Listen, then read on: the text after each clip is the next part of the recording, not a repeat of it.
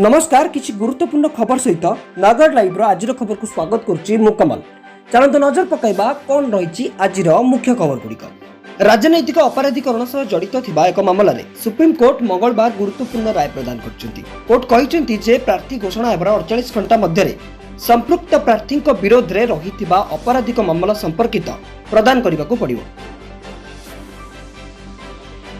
कालिया योजना अंतर्भुक्त होइथिबा क्षुद्र और नाममात्र चाषी भाग चाषी और भूमिहीन कृषक परिवार संतान संतति कालिया छात्रवृत्ति आरंभ होइछि। एथिपाई ऑनलाइन रे आवेदन प्रक्रियार शुभारंभ होइछि।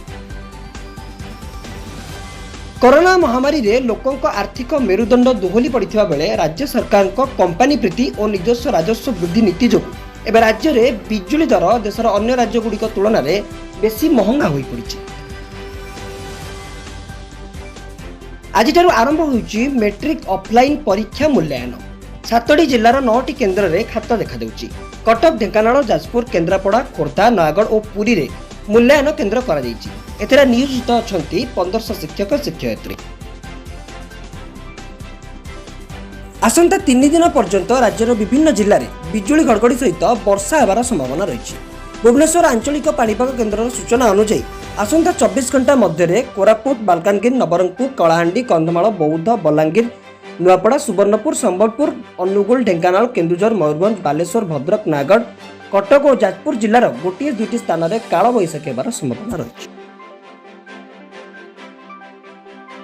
निजस्व जात भित्तिक तालिका प्रस्तुत करने को राज्य और केन्द्र शासित अंचल को क्षमता देउथुवा ओबीसी संशोधन बिल आज लोकसभा पास होइछि। এই ओबीसी संशोधन बिल सपक्ष में लोकसभा उपस्थित थिबा समस्त 358 सांसद भोट देथिबा बेले जड़े केही भी यार विरोध करनाहांती। आज खबर को एट रखुछु।